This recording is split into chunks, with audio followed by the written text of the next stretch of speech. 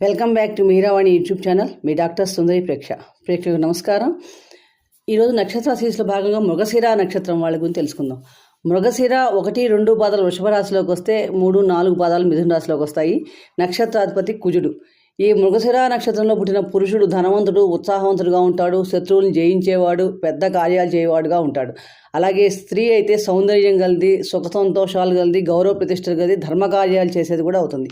ఈ మృగశిర నక్షత్రంలో జన్మించిన వారికి పనికొచ్చే దిశలు దక్షిణ దిక్కు, పశ్చిమ దిక్కు. అలాగే 1, 2 పాదాలకు అదృష్ట సంఖ్యలు 9, 18, 27.